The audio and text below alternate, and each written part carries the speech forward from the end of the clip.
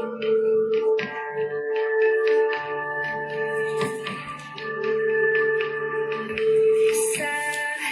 aux terres d'espérance, pays de l'hospitalité, des légions remplies de vaillance ont relevé ta dignité. Tes fichères de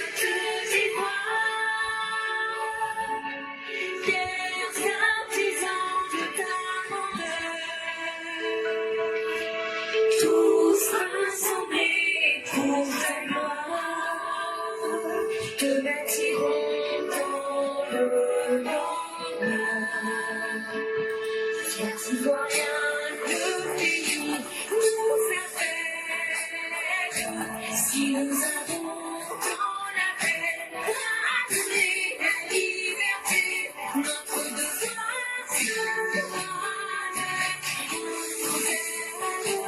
de l'espérance promise à l'humanité, en forgeant fuir dans la voie de la patrie de la reine fraternité,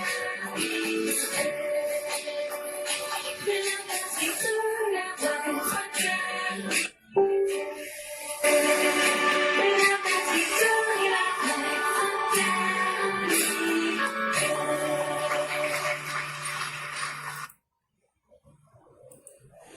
Bonjour mesdames et messieurs, bonjour chères auditrices, bonjour chers auditeurs, bonjour à tous les élèves de la classe Éclaireur Pro Vérité. Bonjour à toutes ces âmes qui nous suivent et qui au travers de la vérité cherchent à se convaincre, mais à vaincre aussi leurs limites pour chercher la vérité. Merci de nous faire confiance. Aujourd'hui, nous aurons deux sujets. L'actualité ivoirienne, il n'y a rien de nouveau. Dans le deuxième sujet, on va vous parler des manœuvres de l'opposition et vous expliquer un peu comment l'opposition, les choses s'y passent. Et en premier sujet, on va vous parler de l'armée ivoirienne. Et après, rapidement, on va laisser la parole aux uns aux autres et on va pouvoir passer à autre chose. L'armée de l'air ivoirienne se renforce. On va vous parler de l'armée de l'air de Côte d'Ivoire. Ça veut dire, l'armée là, il y a plusieurs sections. Il y a l'armée des terres, il y a l'armée de la mer, il y a aussi l'armée de l'air. Aujourd'hui, là, on va vous parler de l'armée de l'air. Dans l'armée de l'air, c'est ceux qui, on ne dit pas conduire avion, on dit piloter. Mais comme on est entre nous, on va se parler simplement. Tout ce qui est avion militaire, là, c'est de ça qu'on va parler. Dans le cadre du programme de la montée en puissance de l'armée ivoirienne, par la formation des pilotes, mécaniciens, opérateurs de radar, ainsi que le renforcement des capacités logistiques, la France se retrouve obligée de préserver par des actions concrètes ses liens et ses avantages stratégiques envers la Côte d'Ivoire. Dans ce qu'on est en train de vous expliquer, ce n'est pas difficile à comprendre. Vous savez, quand tu signes un contrat, tu dois être obligé de terminer. Quand tu dis quelque chose, si tu es une personne digne, tu respectes ta parole et tu vas jusqu'au bout. Et il se trouve que la France n'est pas le meilleur élève dans ce sens. Surtout quand c'est un rapport à l'international. On l'a vu dans le cas avec l'Iran.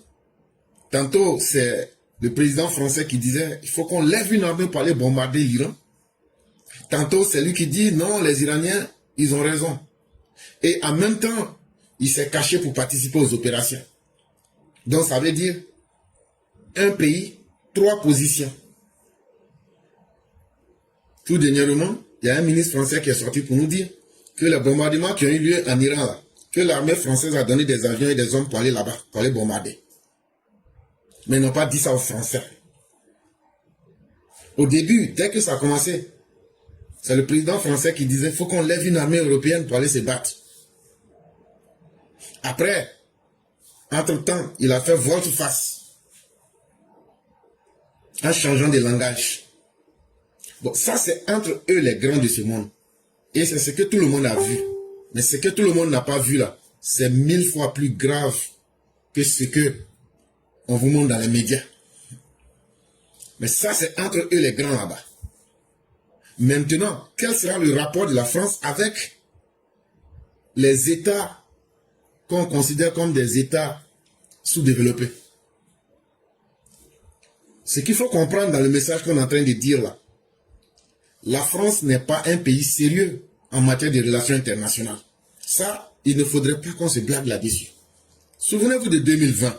C'est la même France qui a permis à Soro Guillaume d'organiser des actions de fanfaronnade appelées Crash Paris, de lancer des messages d'incitation et de coup d'État à partir de Paris, à partir de l'hôtel Bristol. Pendant très longtemps, Soro Guillaume a fait ça. Est-ce qu'un citoyen ivoirien peut se permettre d'aller à Paris? Pardon, un citoyen français peut se permettre d'aller à Abidjan et de dire: je demande que l'armée française enlève les dirigeants français. Bon, ce qui s'est passé en 2020, là, vous allez me dire, mais ça c'est en 2020, c'est fini. Bon, la même chose est en train de se passer en 2025. La même chose est en train de se passer en 2025. Tidjam Thiam est en France. La France l'utilise comme un moyen de pression pour faire ce que Soro Guillaume faisait en 2020. La France permet à Tidjam Thiam en 2025 d'utiliser son territoire pour dire qu'il faut qu'il y ait une transition en Côte d'Ivoire. Une transition, c'est quoi? Il y a quel problème? Il y a quel dysfonctionnement pour que la Côte d'Ivoire passe par une transition? Moi, je ne suis pas français. Maintenant, ceux qui comprennent français plus que nous, venez nous expliquer c'est quoi faire une transition politique. On va vouloir entrer dans la fantasmagorie. Non, c'est faux. Tidjam Thiam représente les intérêts d'une certaine France et de certains pouvoirs occultes. Et il n'y a rien à faire. C'est une vérité qui est établie, que tout le monde peut voir, sauf ceux qui n'ont pas envie de voir. Et donc, c'est le lieu d'interpeller nos dirigeants pour dire que on peut certes collaborer avec la France, mais il ne faudrait pas qu'on oublie ce que la France est. La France ne tire plaisir que quand elle domine les dirigeants des pays où elle retire ses intérêts. Si la France ne te domine pas, ne te maîtrise pas, quel que soit ce que tu vas faire, la France va te traiter en ennemi. Mais ils ne vont jamais te le dire en face. Et c'est ça aujourd'hui la situation dans laquelle le président Ouattara se retrouve. C'est le même remake. Ce qui change, ce sont les hommes, les acteurs. Mais les lieux ne changent pas. C'est à partir de la France qu'on lance des messages de subversion. Qu'on lance des messages subliminaux, des messages codés, des messages cachés pour atteindre le même objectif qui est de faire un soulèvement. Là, comme ça, tout ce que la Côte d'Ivoire a réalisé, tout ce qui doit revenir comme bénéfice à chacun des Ivoiriens que vous êtes, quand ils vont réussir à désordonner, ils vont mettre quelques miettes dans la poche de ces politiciens incapables que la France va maîtriser. Et la France, vu qu'elle n'a plus d'interlocuteurs sérieux, va tout prendre. Moi, je ne vais pas cacher. On fait des formations militaires avec les Français. Mais il se trouve que quand tu regardes très bien, que tu analyses, on n'a pas besoin de te dire certaines choses, tu vois. Quand quelqu'un veut te trahir là, tu n'as même pas besoin que la trahison arrive. C'est que la personne était avant. Et puis c'est qu'elle est en train de devenir là. Quand tu vois ce fossé là, tu vois tout le film. Mais comme beaucoup de personnes aiment se mentir à elles-mêmes, on fait semblant d'attendre les événements. Et quand les événements arrivent, c'est là que tu dis, ah, moi je ne savais pas que tu pouvais me faire ça, alors que tout était là. La France là, les autorités ivoiriennes savent aujourd'hui la position de la France. Le président Ouattara est trop fort pour eux. Et comme ils n'arrivent pas à le maîtriser, ils vont se mettre en lien indirect ou direct avec les opposants pour atteindre les intérêts de la France. Souvenez-vous, la France n'a que des intérêts, la France n'a pas d'amis. Et c'est à cause de ça, l'armée ivoirienne à multiplier ses partenariats militaires. Vous avez vu hier, je vous ai parlé de l'Inde. Mais au défilé là, c'est l'armée de quel pays qui a défilé à l'indépendance de 2024? L'armée chinoise. Vous voyez que la Côte d'Ivoire a multiplié ses partenariats avec l'armée américaine. Ce n'est pas pour rien. C'est parce que les Français, là, le jour où tu ne t'attends pas, ils vont te trahir. Et c'est pourquoi la Côte d'Ivoire, pour empêcher que, à travers son armée de l'air, ne puisse être victime de la France, on s'est beaucoup focalisé sur le matériel chinois. Parce que, si on ne fait pas ça, la France risque tôt ou tard, un jour, de nous trahir. Et moi, je dis aux autorités ivoiriennes de ne pas avoir confiance en la France. La France n'aime les dirigeants que quand ils sont faibles et quand ils sont sans ambition. La France va toujours combattre les dirigeants qui ont de hautes perspectives. Et si nous devons véritablement transformer notre armée en une armée professionnelle, surtout notre armée de l'air, il ne faudrait pas qu'on se trompe que puisqu'on est en partenariat avec la France aujourd'hui, que tout va bien. Cela ne prouve pas que tout n'ira pas mal demain. Parce que la France n'a pas d'amis, la France n'a que des intérêts. Ce que j'ai dit, ça peut être dur, ça peut être choquant. Mais mieux dire la vérité pour qu'on dise que quelqu'un avait dit ça.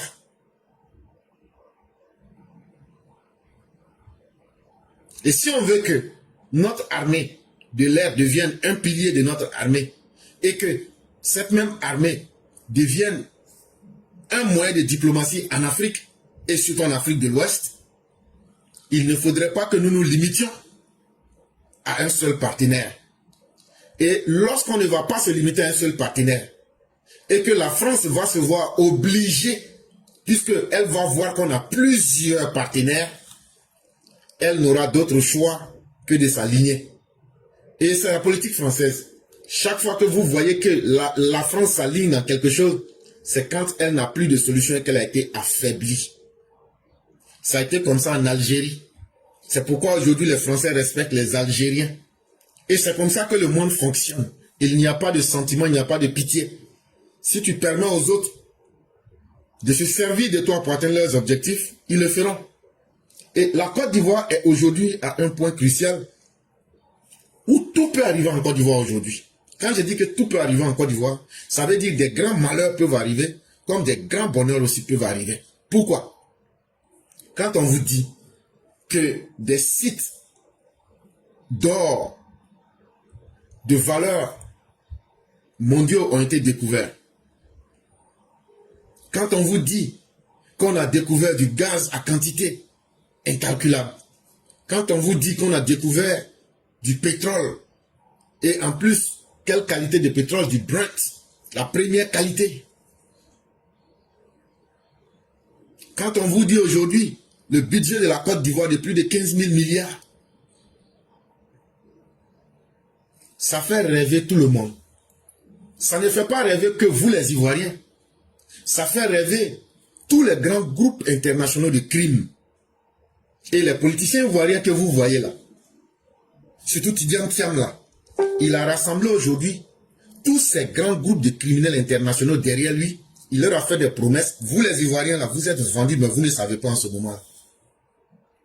Ce que je dis là, certains peuvent dire ce sont les paroles d'un fantôme qui se prend pour un savant. Mais la vraie réalité là, quand on te l'a dit là, tes oreilles n'aiment pas.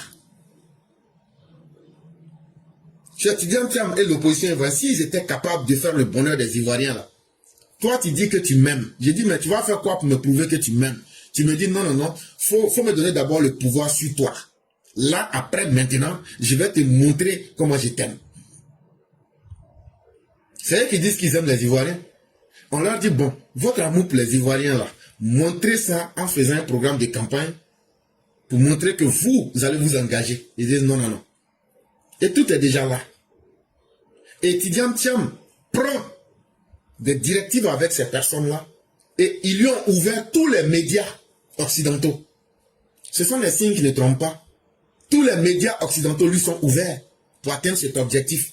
Avant qu'il ne passe à une action violente, il faut discréditer, salir un régime.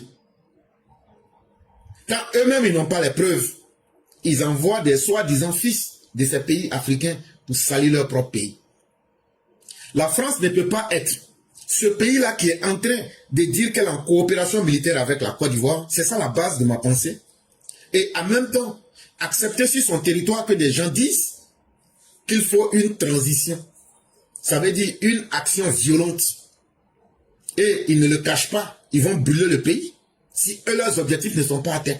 Les opposants le disent. Et la France permet que sur son territoire, une personne puisse matin, nuit, soir, jour, faire ce travail-là et déclare ça. Et les autorités françaises ferment les yeux là-dessus.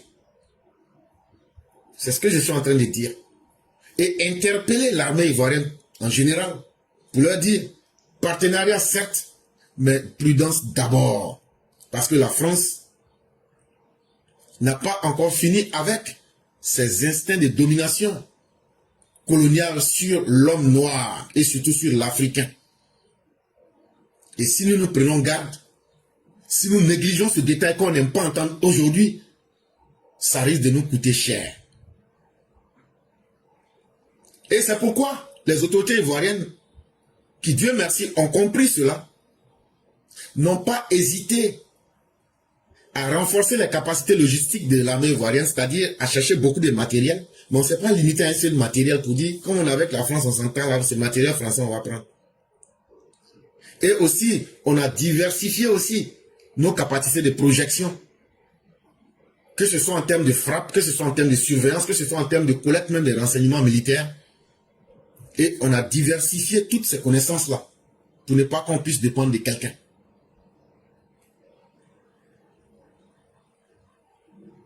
Sinon, depuis déjà 2023-2024, en tout cas en ce qui concerne l'armée ivoirienne, les autorités actuelles ont fait beaucoup d'efforts. Ça, il ne faut pas mentir. En formant les pilotes, en formant les mécaniciens, en formant ceux qui sont les opérateurs de radar, ces formations-là ont été données. Et c'est tellement bien vu que on prend les formations dans n'importe quel domaine. Que ce soit avec les Chinois, que ce soit avec les Turcs, que ce soit avec les Américains, que ce soit avec les Chinois, pour que notre armée ne soit pas une armée qui va dépendre d'une seule source. Et donc, il faut s'attendre à de nouveaux matériels, sinon déjà même des matériels qui sont là. On a des radars girafes AMB qui nous servent depuis 2023 à surveiller les frontières nord-est du pays. Ce sont des radars de marque américaine, bien sûr. Ça, tout le monde devrait comprendre. On a aussi des avions C-130H qui participent à la formation des pilotes ivoiriens, ceux qui sont les opérateurs de radio. Et on prend ça aussi pour faire les entraînements, pour sauter en parachute là. Les commandos parachutistes là. Et ils utilisent ça pour faire leur entraînement.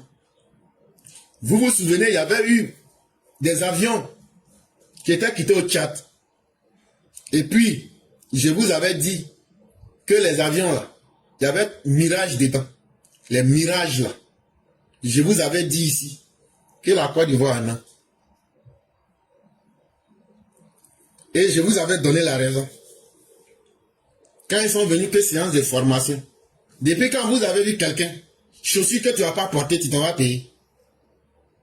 Ou même nourriture que tu ne vas pas manger, tu t'en vas payer ça pour garder que c'est joli. Ça, c'est l'attitude de quelqu'un qui est très bête. On a 3 Mirage 2000D. L'armée ivoirienne, là, on a 3 avions Mirage 2000D. Ce sont des avions de combat aérien extrêmement puissants. Et ça permet de surveiller aussi l'espace aérien. Et ça permet aussi d'apporter de l'appui aux troupes qui sont au sol et ça permet aussi d'intercepter. En tout cas, la Côte d'Ivoire, pour son salut, va rester un partenaire fiable et stratégique de la France.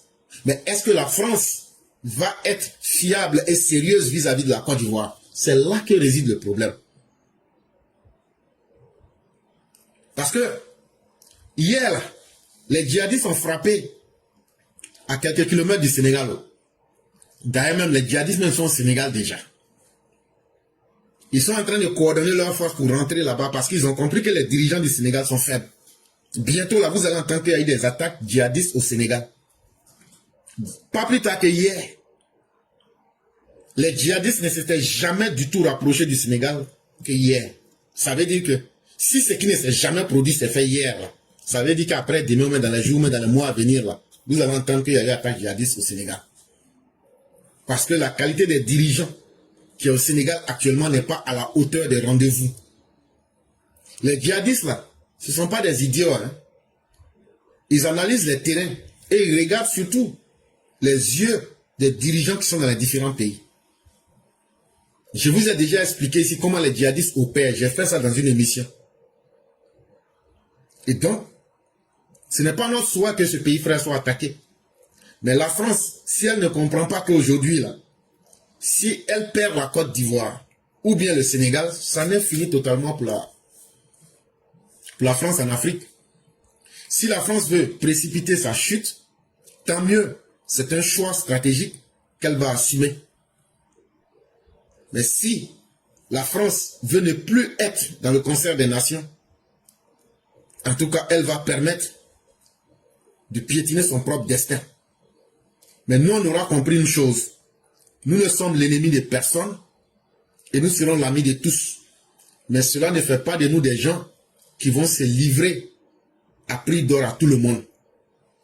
Il faut que ce soit fait sur la base du respect mutuel. Ce que nous ne ferons pas, ce que nous n'accepterions pas, qu'un politicien français vienne en Côte d'Ivoire pour lancer des menaces, pour lancer des langages de subversion, pour lancer des langages de désordre à partir d'Abidjan. Est-ce que les diplomates français n'ont plus la connaissance suffisante de pouvoir analyser les propos et dire que cela n'est pas sérieux? C'est quel type de France que ces messages-là arrangent pour que toute la France se taise pour regarder ces événements? La France veut-elle être un complice direct ou bien indirect de la crise qu'elle veut créer en Côte d'Ivoire en 2025? La France veut encore nous rééditer le schéma du génocide rwandais parce que la France a été complice de ce génocide. La France veut encore être complice de ce qui s'est passé entre les ninjas et Sassou et Lissouba en Centrafrique dans les années 90. La France veut-elle encore être complice d'un nouveau génocide quelque part dans un pays qu'on appelle la Côte d'Ivoire en 2025? Parce que la France sert déjà de base arrière à ceux qui veulent fomenter des troubles et à ceux qui ont intérêt à ce qu'on viole les lois de la République. Quand vous demandez qu'on viole les lois, c'est pour qu'on crée le désordre. Est-ce qu'aujourd'hui la France a décidé de trouver son bonheur dans ce désordre-là? En tout cas, le contexte régional ouest africain, personne n'est à l'abri d'un revirement à 180 degrés. Parce que chacun sera obligé de tenir compte de ses intérêts. Et au pire des cas, nous, Ivoiriens, le régime là, on ne va pas avoir honte à nous offrir au plus offrant. Celui qui peut nous aider à nous sauver et à sauver notre peau là, on ne va pas hésiter. Qu'il soit français, chinois, ou bien quoi qu'il soit, ou américain. En tout cas, il faudrait que nous soyons conscients de cette réalité et que nous ne puissions pas nous tromper nous-mêmes. Les autres peuvent vous tromper, mais vous-même n'acceptez jamais de vous tromper. Le deuxième sujet, c'est concernant l'opposition. Comme on vous l'avait dit, ce qu'ils ont créé, qu'ils ont appelé CAPCI,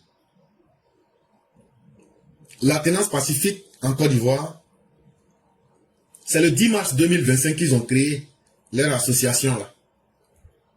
Bon, aujourd'hui on vous parle, on vous avait dit que cette association là, ça ne va pas aller quelque part. Parce que ce sont des personnes sans valeur qui se sont mises ensemble et vous voulez que ça aille ouf. Entre eux-mêmes, ils ne peuvent pas s'aider. Maintenant, le mal qui les a réunis là, pour faire du mal là, eux-mêmes là, puisque ce qui vous a réunis là, quand le bien vous réunit, vous ne pouvez faire que du bien entre vous. Mais quand c'est le mal qui vous a réunis, vous allez aussi vous faire du mal entre vous. Donc, avant même d'atteindre leur cible qui est Alassane Ouattara là, eux-mêmes là, ils sont en train de se mettre des missiles. Et ils sont en train de se bombarder entre eux-mêmes là-bas. Donc, actuellement, je suis en train de vous parler, dans leur CAPCI là, quand vous les avez vus, et quand vous les avez entendus, vous allez penser que c'est fini pour le régime du docteur Ouattara. Il y a 28 partis qui se sont mis ensemble. Mais en réalité, là, il n'y a aucun parti. Et on vous a déjà expliqué. À part le PDCI, là, il n'y a aucun autre parti. Le parti de Blé Goudé, là, tellement eux-mêmes, ils sont en galère. Ils disent qu'ils vont organiser leur cérémonie, que les gens vont payer 1000 francs, 1000 francs. Comme de la manière, on partait regarder Vidéo Club. On va payer 1000 francs pour rentrer. Ok, on a compris. Le FPI d'Afinguessan, là, il y a combien de personnes dedans là-bas? Lui-même, dans son propre village, son FPI là ne peut pas les lire. Donc, le parti de Simone Eivé, là, depuis quand toi tu t'es promené et puis tu as vu 3 militants de Simone Eivé ensemble? Tu dis voilà 3 militants, il n'y en a pas. Leur symbole là, c'est la haine. Et la haine de Ouattara. Et la haine que eux ne soient pas au pouvoir pour faire du mal aux Ivoiriens, c'est tout. Donc, Gbagbo a vu ça. Quand Gbagbo a vu, il a appelé Afinguessan. Il dit, tu t'es ajouté aux gens de CAPCI là, non? Afi dit, Afibata dit, Il dit, ok. Il dit, tu sais ce que tu vas faire? Il faut quitter dans CAPCI, tu vas venir avec moi. Afi lui a dit, ah, je ne vais pas quitter comme ça. Moi, je sais qu'on met la main. Je sais que je suis Afibata. Je sais que je suis Afibata Djaba de Bongwanou. Mais pour bien me la mettre là, ah, il faut que tu sois Tama Robert. Vous m'excuserez, chers parents, j'espère qu'on se comprend. Si tu veux bien me mettre ça là, il faut que ton Tama Robert là soit vraiment, on peut attacher au moins 10 kilos dessus et puis ça ne va pas tomber. Gbagbo dit en comment? Il dit, ah, toi-même tu vois, non? Il dit, je ne vais pas accepter. Parce que ce que tu m'as fait avant là, ah, tu n'as pas mis de vaseline, hein? Ça a été brutal. Donc là, je n'ai plus trop confiance en toi. C'est là maintenant, Gbagbo dit, il n'y a pas de problème. Il y a un autre vieux là, Sébastien Dano Djedje. Il a moustache comme ça, André, moustache de cafard là. Gbagbo a appelé maintenant Sébastien Dano. Il dit, je te mets sur Afibata maintenant. Faut aller, tu vas pommader Afibata. Faut bien pommader Afibata. Là, comme ça, là, Afibata va venir dans le front commun qu'ils ont appelé trop, c'est trop.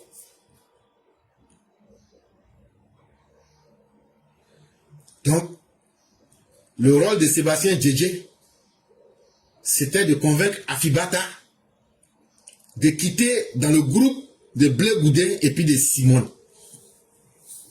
Jusque-là, je ne vous ai pas encore expliqué le vrai plan de Gbagbo. Hein. C'est là maintenant. Dano Djedje a organisé un appel téléphonique entre Afinguessan et puis Laurent Gbagbo encore. Dans cette rencontre-là, Afi a demandé à Gbagbo, tu dis de venir dans CAPCI, de laisser CAPCI là pour venir te rejoindre dans ton trou, c'est trop là-haut. Est-ce que c'est pas même comment on est en train de faire? Est-ce que notre intention là, c'est pas de chasser le président Ouattara du pouvoir? Parce que c'est cette haine-là que nous tous on a. Et dit, bon, si tu veux bien me la mettre, tu sais ce qu'on va faire? Faut organiser une cérémonie et puis tu m'accueilles, moi, Afigbata, comme ta nouvelle mariée. Et puis maintenant, là, on va clarifier tous les points pour faire un nouveau mariage. Sinon, je ne vais plus me livrer à toi comme je l'avais fait auparavant. Et je veux que notre mariage qu'on va faire là, pour l'avenir, pour qu'on ait de très beaux enfants, toi et puis moi, et puis qu'on puisse les élever comme dans un conte de fées, il faudrait que, dès le départ, là, il faut organiser une grande cérémonie. Et puis tu dis à tout le monde, yeah, la nouvelle mariée, Afibata Djaba de Bongouanou va venir. Avant de venir là, dans les conditions là, il faut payer assez d'atoté. Et puis assez de frana. Parce qu'il y a un grand frère d'atoté qui s'appelle frana. Et puis tu payes Konyomuso. Ça aussi, c'est un moment d'atoté. Tu mets tout ça ensemble. Et puis maintenant là, tu mets 5 paquets de Viagra dans tout. Et puis tu prends. Et puis maintenant, on va bien construire notre avenir. Là, les enfants qui vont sortir là, ils seront à bolo comme ça.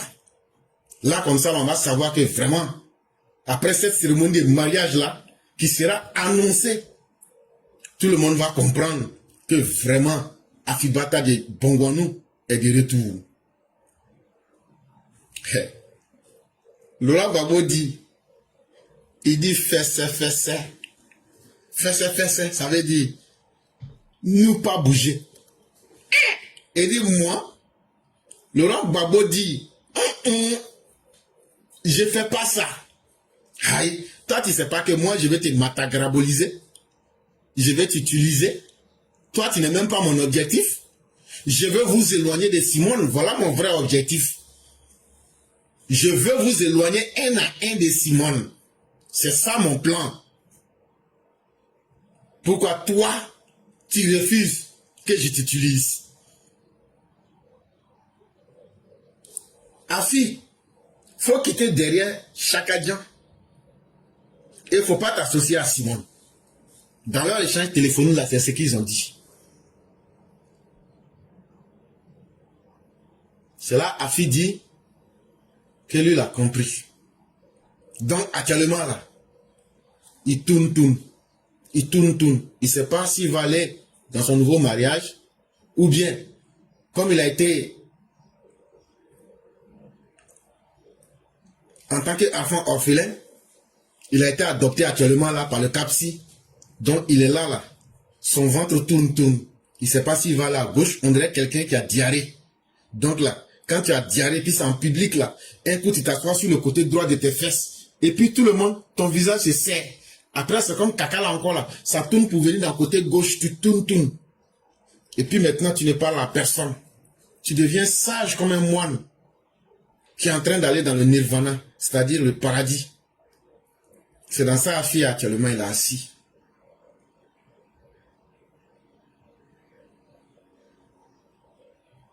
C'est là idiot.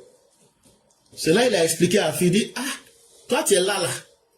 Depuis le 19 juin 2025 là. Stidian Thiam et puis moi on était en contact. Et regarde lui ma région. On a même signé un accord. Et on a fait ça. On est sorti. Chakadjan est sorti dans le dos de Simone. Ça là, depuis le 19 là, on a fait ça. Mais personne n'était au courant. J'ai pu éloigner Chakadjan de Simone. Toi là, tu n'es rien. Faut faire, je vais faire vite, tu vas quitter. Et depuis lors, Chakadjan et puis Simone, ils ne se sont plus appelés encore. Donc leur front de Cap là, c'est gâté. Le PDCI n'est plus dedans. Maintenant les gens de Cap si là, eux-mêmes ils voient qu'ils ne sont plus rien.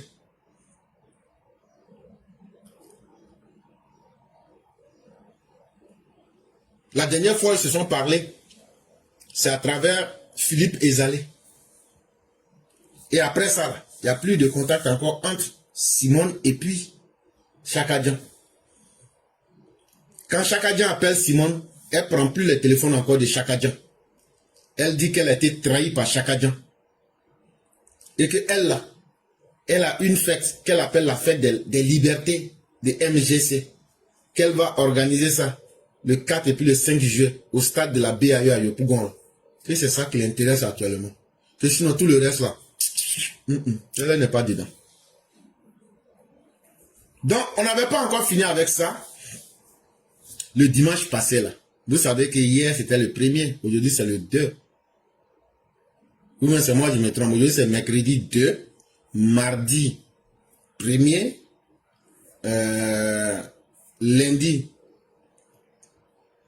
Lundi 30. Donc c'est dimanche 29. Le dimanche 29 juin là. Awadon Melo là. Lui qui se dit qu'il est un grand intellectuel des gens du PPACI là. Il allait rencontrer Gbagbo. Il dit à Gbagbo, je sais que tu n'aimes pas les gens qui veulent prendre leur destin en main. Hein. Mais moi là, tu veux ou tu veux pas ou, moi je serai candidat. Je suis venu t'informer. Je vais aller faire un voyage, quand je vais revenir là, je vais annoncer ça. Il a dit à Gbagbo, on ne peut pas sacrifier tout le temps des personnes et le temps pour ta personne. Tu as été qualifié et disqualifié des élections pour indignité. Mais actuellement, tu es en train de jouer avec l'esprit de tout le monde. En tout cas, tu veux ou tu veux pas ou. Moi, je serai candidat ou. C'est là en même temps que Gbagbo dit, moi, je sais ce que je vais faire. Brou, Gbagbo dit, les gens n'ont pas commencé à lever des fonds. Ils n'ont pas commencé à chercher l'argent, à demander l'argent aux gens pour assurer ces fonds de campagne. Et vous vous souvenez, un moment, Laurent Gbagbo était là que non, qu'il est en train de faire parrainage, tout. On lui a dit, tout ce que tu vas faire avant le 1er juillet 2025, là, c'est zéro. Donc, le PPACI encore, entre eux-mêmes là-bas, ils sont très divisés. Parce que les radicaux pro-Gbagbo ou rien là disent. Kawadon Melo là, eux, ils vont lui réserver l'enfer. Il n'a qu'à seulement dire qu'il va être candidat. C'est là il va voir comment Dieu a fait. Et puis serpent n'a pas de pied là. Mais serpent peut courir marathon. C'est là ils vont montrer comment Dieu a fait que vitesse qui est dans serpent là. Eux ils vont montrer ça à Wadon Melo. Donc là encore on attend de voir ce que demain nous réserve. Et ça sera avec beaucoup de joie que Dieu augmente les problèmes de mes ennemis pour qu'ils m'oublient. C'est dans ça ils sont. Et pour finir, on va terminer avec le PDCI de Chakadjan. Dans le PDCI là-bas, entre eux-mêmes là-bas, ils ont lancé une fausse information que Chakadjan va venir le 6 juillet 2025, qui va retourner à Abidjan. Eux, ils pensent que les gens sont des zozos, qu'eux peuvent tromper les gens. Donc quand eux vont faire ça, les gens vont dire, ah, Chakadjan va arriver. C'était pour donner un faux espoir. Mais en même temps, c'était pour tester le terrain. Mais Chakadjan n'a rien fait de grave. Quand il est sorti là, est-ce qu'il a annoncé aux Ivoiriens qu'il sortait? Maintenant là, s'il veut, il peut venir le 6. S'il peut, il peut venir le 36. S'il peut, il peut venir le 46. Ça ne nous intéresse pas. Eux-mêmes qui ont lancé ce ballon d'essai, ils ont été encore, eux-mêmes encore, qui sont venus encore pour dire que non, qu'il ne va pas venir. Nous, on dit de toutes les façons, nous, on est là, on vous regarde seulement. En tout cas, officiellement, il n'a rien fait de grave. Donc, pourquoi il ne va pas venir? Le jour qu'il est prêt, il n'a qu'à venir. Mais seulement là, il ne pourra pas être candidat en 2025. Il ne pourra pas voter aussi en 2025. Il va être spectateur. C'est-à-dire, il va s'asseoir. Les gens vont aller voter et puis ils vont venir lui dire ce qui se passe dans le bureau de vote. Odeur des candidats, il va sentir ça, mais il ne pourra pas être dedans aussi. Donc, les repéros avec les matriarcats, eux aujourd'hui qui s'estiment ou bien qui s'improvisent des radicaux des Tidiam-Tiam, des irréductibles, il y a vraiment un grand problème là-bas aussi. Parce que le journal Le Matin d'aujourd'hui là, Djedje Madi, avec les Gikawe et puis bien d'autres cadres, comme les Dosso Aboubakari, qui est membre du bureau politique du PDCI, ils disent que trop c'est trop. Déjà trop c'est trop là, c'est partout. Que les gens des Tiam là, ceux qui sont les Tiam ou rien là, que trop c'est trop. Que eux actuellement là, que le PDCI va très mal. C'est Djedje Madi, Gikawe et puis Dosso Aboubakari. Que ce que les Tiamouriens sont en train de faire là, que le PDCI va très mal. Et que vrai là, très bientôt, eux vont faire une sortie pour donner l'avis et l'opinion de la majorité silencieuse. Maintenant, cet avis qu'ils vont venir donner là, est-ce que c'est pour contester les Tiamouriens? En tout cas, à l'analyse, est-ce que c'est à cela que ça ressemble? Parce que là où les choses vont très mal, je m'attends à ce que ces personnes-là, même si elles ne viennent pas au RHDP,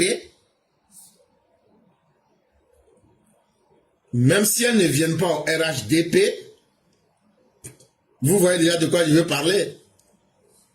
Ces personnes-là n'auront plus le cœur à la tâche, en tout cas en faveur des Tidiam-Tiam. Et ils estiment qu'ils sont la majorité silencieuse.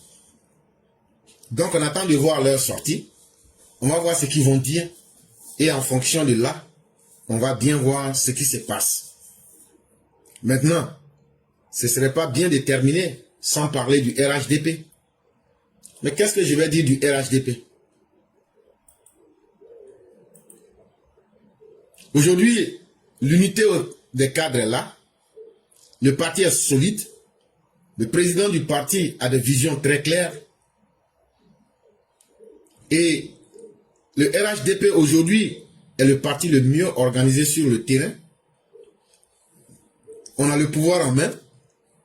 On a le parti qui a le plus d'expérience aujourd'hui. Parce que l'expérience, quand elle est à jour, c'est mieux qu'une expérience que vous aviez il y a 34 ans, mais que vous n'avez pas pu mettre à l'épreuve.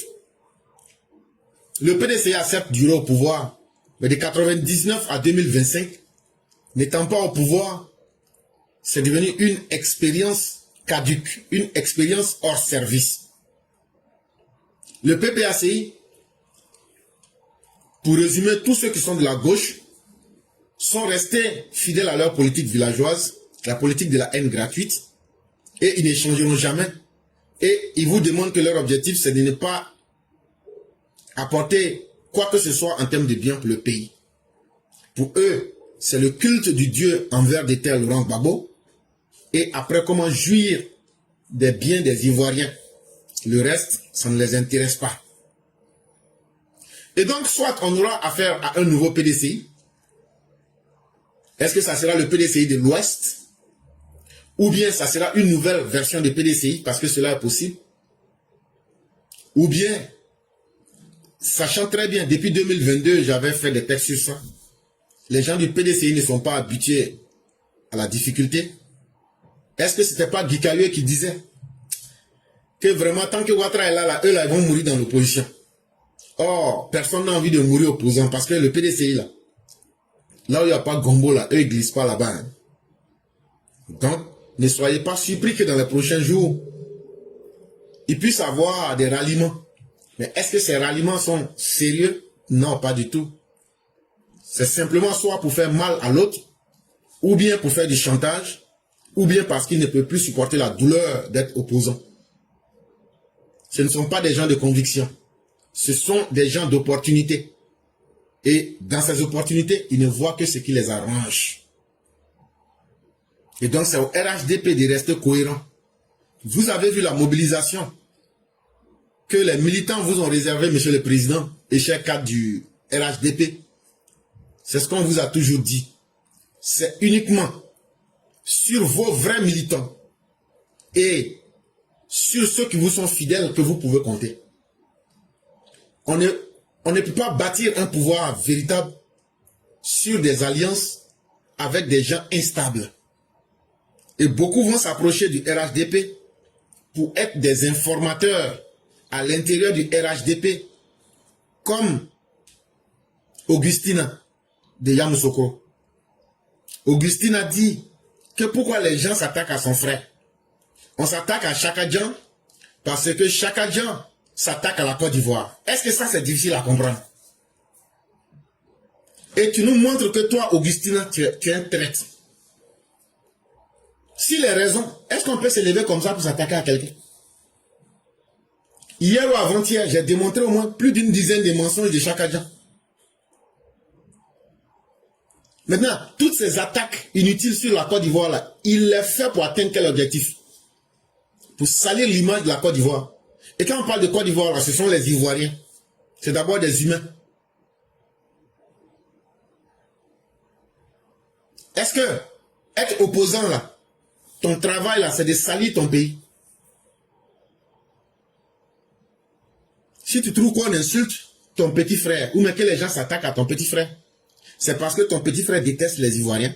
C'est parce que ton petit frère attaque les Ivoiriens. C'est parce que ton petit frère ne fait que aligner des mensonges sur la Côte d'Ivoire. Ton petit frère est dans un projet de coup d'État. Moi, je te le dis. Cissé Bakongo l'a dit. Est-ce que moi, je peux être plus informé que M. Cissé Bakongo? Mais il l'a dit. Et je viens encore ce matin de le prouver. Il est en collaboration avec des nébuleuses pour créer la chenille en Côte d'Ivoire. Pour créer une prise de pouvoir par la violence en Côte d'Ivoire pour organiser une transition.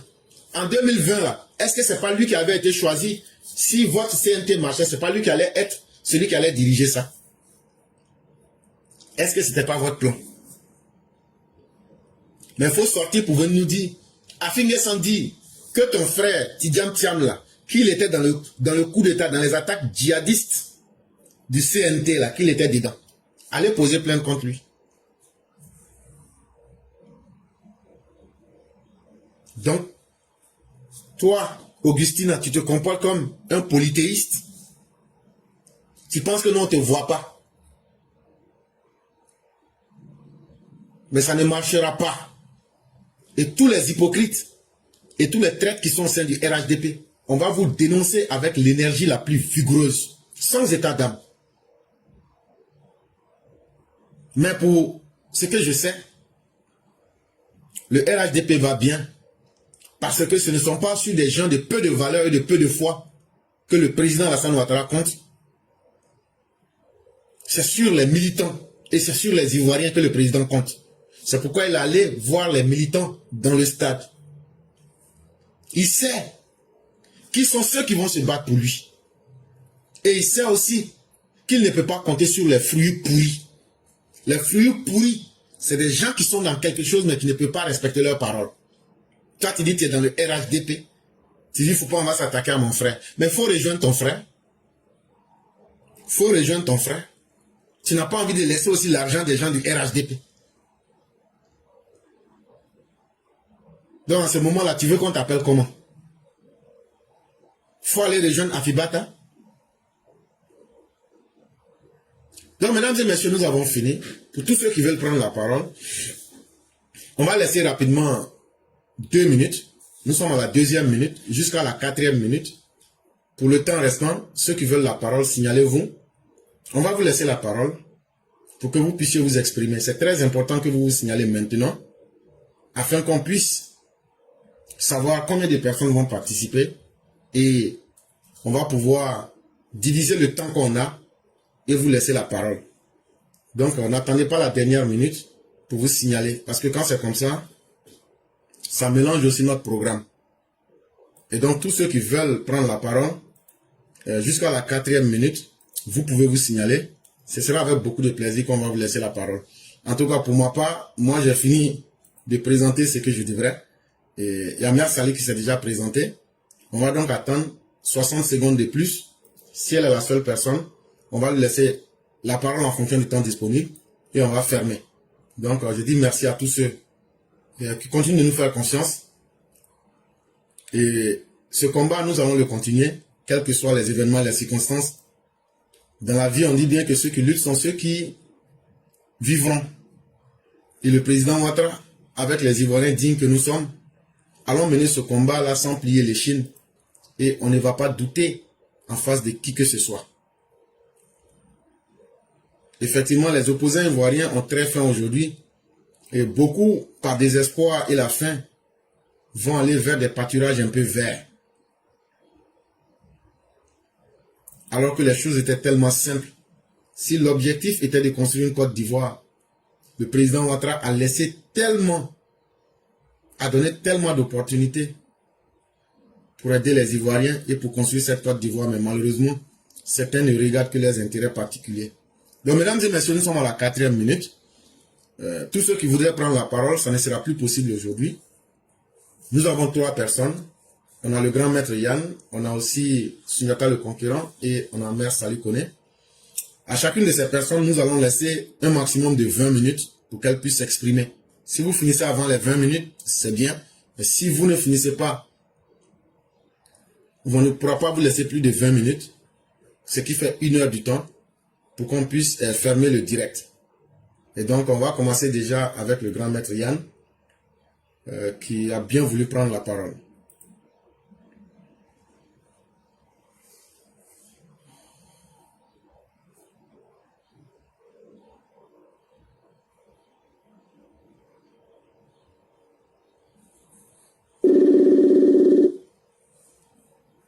Allô? Bonjour le grand maître Yann, comment allez-vous? Oui, bonjour mon grand-oncle, très bien, et toi-même? Dieu merci, tout va très bien. D'accord, Okay, Dieu merci. On va vous laisser la parole. Merci beaucoup mon grand-oncle. Merci beaucoup et je salue toute la belle classe éclairée pour vérité. Merci à toi mon grand-oncle pour toujours le combat que tu mènes. Pour les... Vraiment, que le Seigneur soit ton rétributeur et qu'il te rétribue au-delà de tes espérances, qu'il bénisse toute ta famille. Et qu'il bénisse le président, le docteur président Alassane Ouattara, ainsi que toute sa famille, ainsi que toute la Côte d'Ivoire et tous ceux qui vivent en Côte d'Ivoire. Voilà, ainsi que tous les Ivoiriens, je voulais dire. Mon grand-oncle, aujourd'hui, aujourd'hui encore, je vais parler de Tidiane Thiam, Titi le malhonnête, Titi le mytho malo, pour sa roublardise, pour sa fourberie. Parce que après réflexion, moi j'ai compris que ce monsieur-là n'avait aucune intention de se libérer de la nationalité française, comme il le dit, n'avait aucune intention d'être candidat de façon légale et officielle et normale. Il avait juste envie de préparer le chaos dans le pays. Il veut juste se faire passer pour un chef de gang, pour venir brigander, pour venir faire un hold-up en Côte d'Ivoire à travers un coup d'État imaginaire. Un coup d'État qu'il a imaginé dans ses lubies et dans sa vision des choses. Pourquoi je dis ça? Parce que c'est quand même quelqu'un qui a quand même des conseils. Et quelqu'un qui savait très bien que sa situation poserait forcément problème. Mais malgré cela, il a continué à ruser, il a continué à faire dans du dilatoire. Mais pourquoi? Parce qu'au fond de lui, il sait qu'il ne peut pas, il n'est pas connu, il n'a pas d'ancrage politique. Il ne pèse rien politiquement en Côte d'Ivoire et il savait que c'était pour lui risquer de se présenter et pour ne pas sortir vraiment avec 0,001% de voix au suffrage, ça va être une honte monumentale pour lui. Donc qu'est-ce qu'il fait dans sa stratégie? Écoutez-moi bien, hein, parce que ça j'ai vraiment essayé de comprendre son attitude lorsqu'il a décidé de ne pas se libérer de sa nationalité. Donc j'en viens. Il fait quoi? Il laisse le temps passer. Et quand on découvre que maintenant il a une double nationalité, chose que ses repères et lui ont toujours nié, il se précipite maintenant, sachant qu'il n'est plus dans le délai imparti par la commission électorale. Il se précipite maintenant pour, soi-disant, se libérer de la nationalité française. En même temps, il sait très bien que, en faisant cela, tout de suite, il ne sera plus éligible. Et il profite maintenant de cela pour se faire passer pour une victime, pour se faire passer pour quelqu'un qu'on essaie d'empêcher d'être candidat. C'est-à-dire, il a cru pouvoir jouer un peu son scénario en croyant que son cas et celui du président Ouattara seraient vus de la même manière par les Ivoiriens.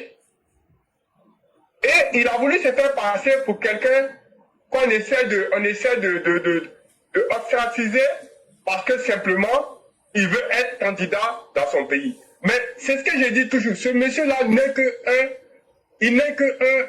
c'est-à-dire ce n'est qu'une marionnette, mais qui n'a aucun poids, ni aucune intelligence, ni aucune vision dans ce qu'il fait. Mais son intention première était de créer le chaos à travers un soulèvement, à travers une prise des armes, à travers une rébellion. Parce que pour lui, dans son esprit, s'il va de façon loyale aux élections, il sait qu'il ne peut pas gagner. Il sait qu'il ne peut pas s'imposer parce qu'il n'a pas d'ancrage politique. Il n'est pas connu. Quelqu'un qui a fait plus de 23 ans. Mais nos enfants ne le connaissent pas.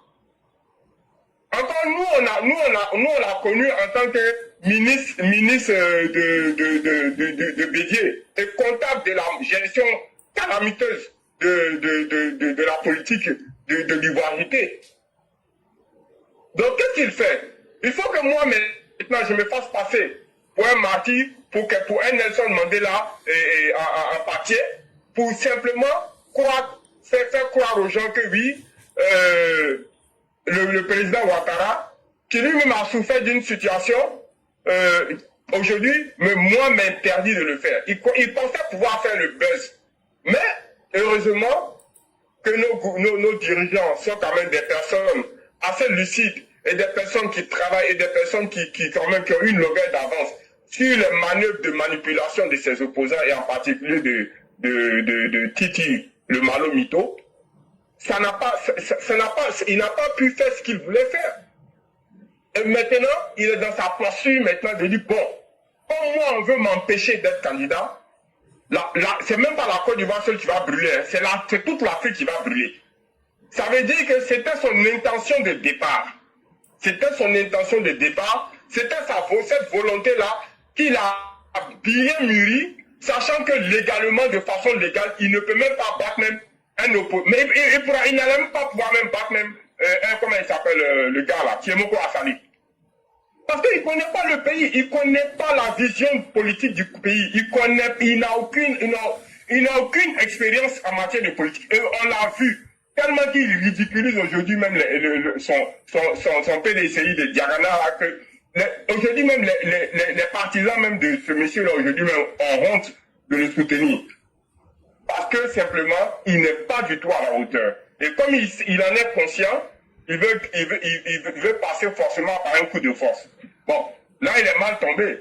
Parce que ceux qui sont au pouvoir, là, ils ne sont pas nés de la dernière pluie. Et donc, chaque jour, tu peux aller encore révisiter tes cartes. Mais si moi, j'ai un conseil à te donner en toute humilité, mon frère, viens te ancrer dans la politique. Viens prendre les coups.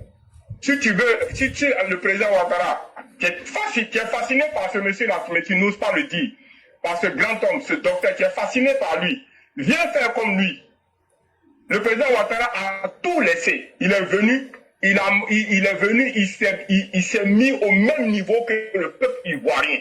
Il est parti dans tous les villages, dans tous les hameaux, du nord au sud. Il n'y a pas un homme politique qui connaît mieux la Côte d'Ivoire que le président Ouattara, qui connaît mieux les besoins du peuple ivoirien que le président Ouattara. Il n'a pas commandé l'amour de personne. Mais nous tous on l'aime. Pourquoi? Parce qu'il nous a compris. Il a compris ce qu'on attend d'un homme politique. Mais toi, tu viens avec ton arrogance de Sénégalais pour venir t'imposer à un peuple que tu ne connais pas et tu veux forcément diriger ce peuple-là pour toi contrôler les naissances de nos mères. C'est ça même qui est absurde et c'est ça même qui est ubiesque. Et franchement, ça ne passera pas. Il faut revoir ta copie. Et puis il faut accepter en toute humilité d'apprendre ce que c'est que la politique. Commence déjà même par la politique locale. Et dis-toi que les salons feutrés des banques de Suisse là, ce n'est pas nos réalités. Hein. Faut que tu te le dises. Faut que vraiment tu te le dises. Ce n'est pas notre réalité à nous. Nous sommes concrets. Nous sommes les enfants de pauvres. Nous sommes les enfants de poignons. Et nous écoutons, nous ouvrons nos cœurs à toute personne qui a une sensibilité vis-à-vis du bas peuple et qui cherche à améliorer le quotidien de ce peuple-là tous les jours. Voilà pourquoi le docteur président Ouattara, aujourd'hui, tient là-bas, pas parce qu'il est le plus intelligent, mais parce qu'il est le plus humain parmi vous.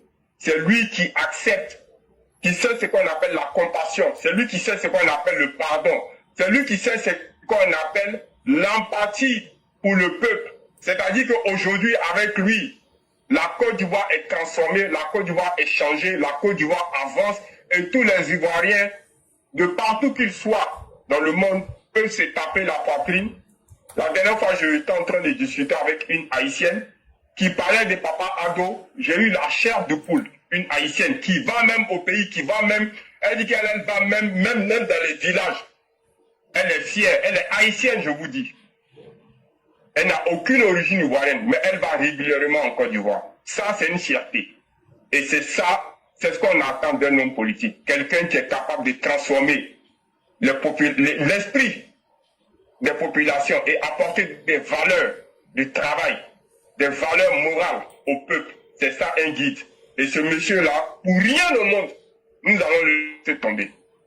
Quoi qu'il advienne. Merci mon grand homme, je vais m'arrêter là. Merci beaucoup le grand maître. Merci encore pour ce grand message. Un message de hauteur. Pour rien au monde, nous ne laisserons tomber le président Ouattara. Le président lui-même vaut déjà une cause assez suffisante pour se battre pour. Et pourquoi? Parce que c'est quelqu'un qui a déjà réussi sa vie et c'est un exemple, c'est un modèle. Le président Ouattara, pour ceux qui ne le savent pas, lorsque Gbagbo a envoyé les escadrons de la mort pour aller l'assassiner, Adama Tounkara est encore vivant et le film est là. Il dit, mais j'ai déjà eu tout ce que je veux. Si ma mort là, ça peut sauver les Ivoiriens, pourquoi ne pas accepter que je meure? Ça veut dire que le président devient un modèle. Il n'a plus rien à prouver à qui que ce soit. Et ça, c'est très important. Ceux qui ont suivi des anti-valeurs, de faux modèles aujourd'hui, seront toujours dans la tourmente. Alors que, à travers le président Ouattara, ce que nous avons défendu, ce sont des valeurs qu'on voit. Ce sont des choses qui donnent un plus à la vie des gens. Et ça, il n'y a pas un combat qui est mieux que cela. Et vraiment, merci encore pour tout ce que vous avez dit. Dans ce monde-là, quand tu veux manipuler les gens, tu penses toujours que tu es plus intelligent que eux. Non. Tout le monde est intelligent à sa façon. Et ce n'est pas tout le monde qu'on peut manipuler. Quels que soient les chemins que chaque agent va utiliser, s'il a décidé que la vérité ne sera pas un contrat entre lui et les Ivoiriens, il ne va jamais réussir. Et c'est ce qu'il est en train de vivre. Et tant qu'il aura des gens suffisamment courageux pour lui mentir, ça ne pourra pas prospérer pour lui. Parce que quand on veut apporter quelque chose à un peuple, il faut être courageux pour dire la vérité à ce peuple. C'est ce contrat-là qu'il a rompu. Et les Ivoiriens ne retiendront qu'une chose de lui, le politicien qui voulait faire la politique en mentant là. Chaque jour, celui qu'on dit quand il ment, là, les gens sortent pour montrer ça là. C'est fini. C'est pour quelqu'un qui dit être l'homme le plus intelligent de la planète Terre. C'est vraiment ahurissant. Vraiment, merci encore à vous-même, le grand maître. Merci d'avoir été très perspicace. On va vous souhaiter à vous ainsi qu'à votre famille et à tout le monde une excellente soirée et toute la bonté divine.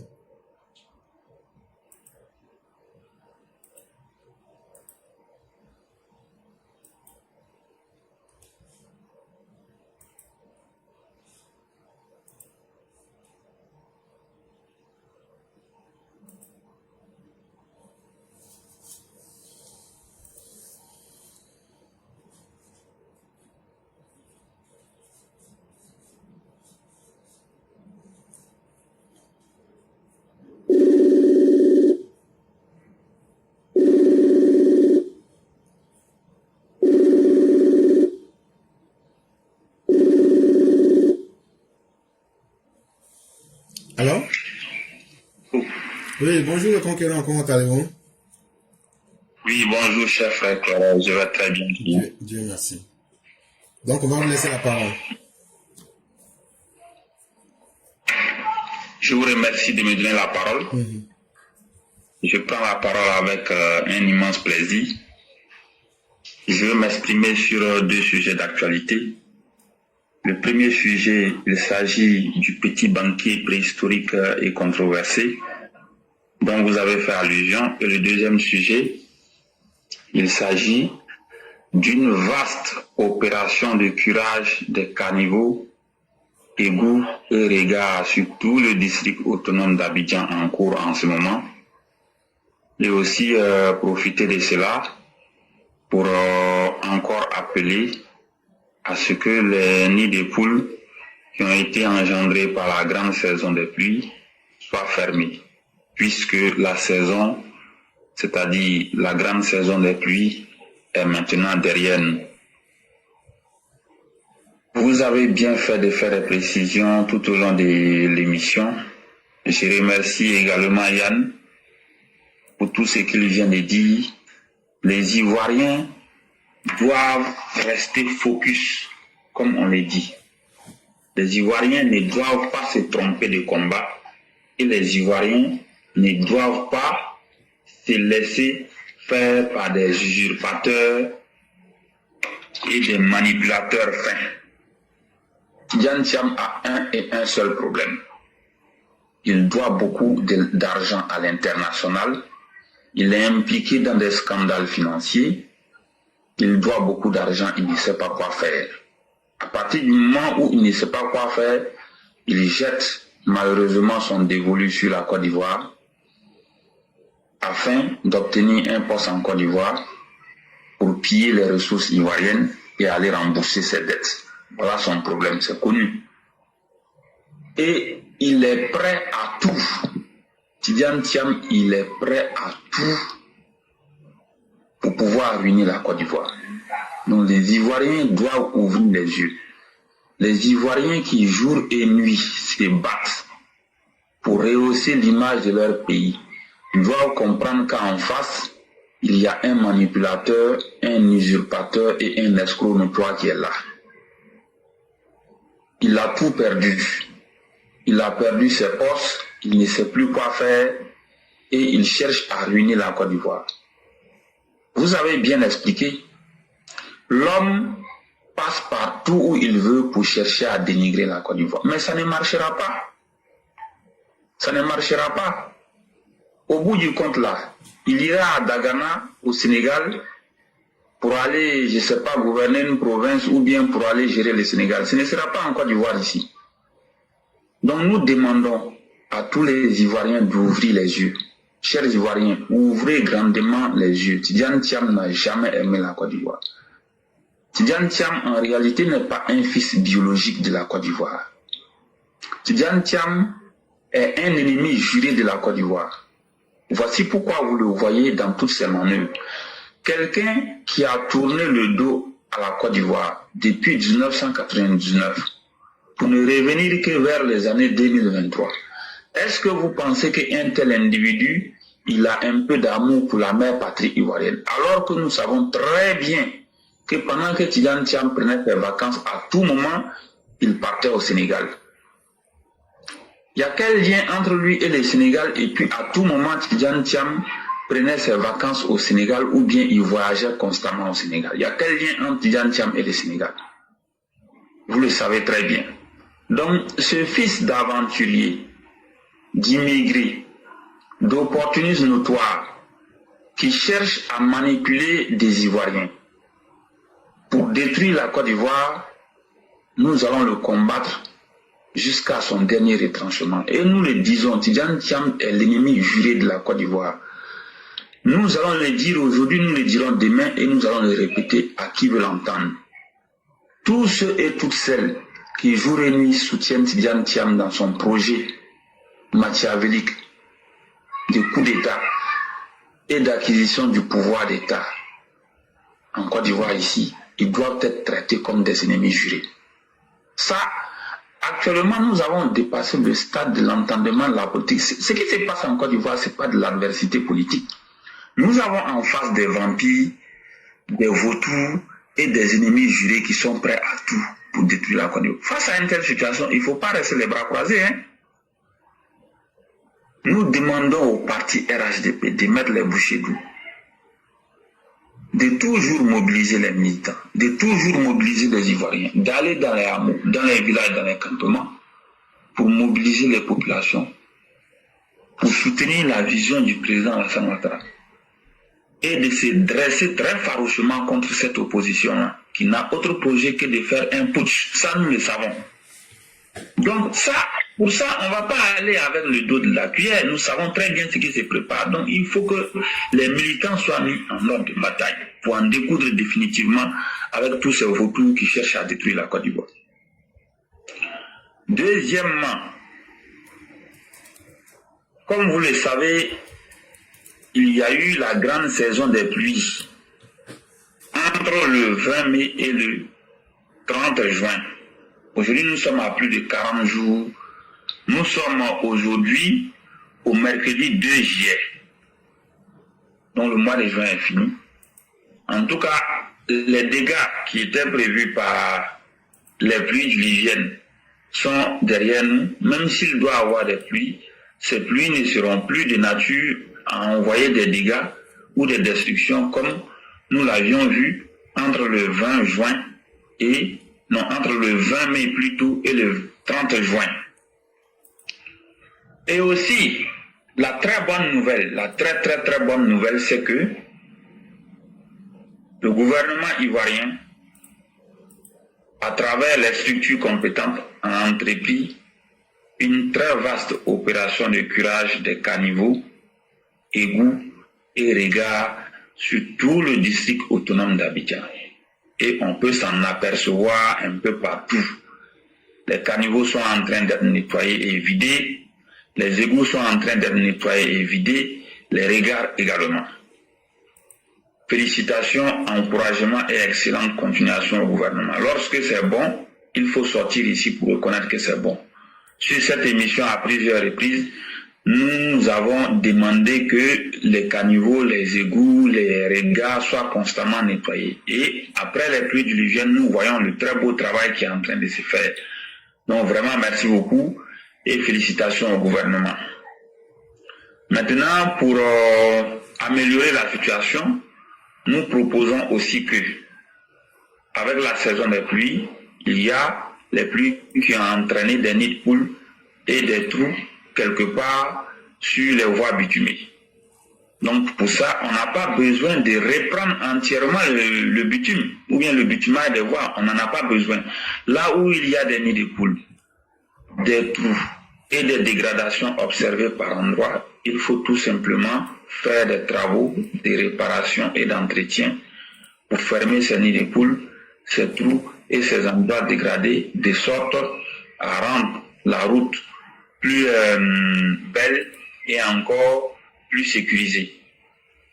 Donc nous espérons que en parfaite symbiose avec les travaux qui sont en train de se faire en ce moment, que incessamment les travaux de réparation et d'entretien vont être faits. Mais cela dit, moi-même j'avais constaté déjà à plusieurs endroits où il y avait des dégâts observés sur certaines voies, des nids de poules. J'avais déjà constaté que les jours qui sont passés, ces trous ont été fermés. Mais il y en a encore sur des voies tout au long du district autonome d'Abidjan. Nous demandons tout simplement que les travaux d'entretien et de réparation soient entrepris pour le bonheur des usagers de la route, pour le bonheur de tout le monde.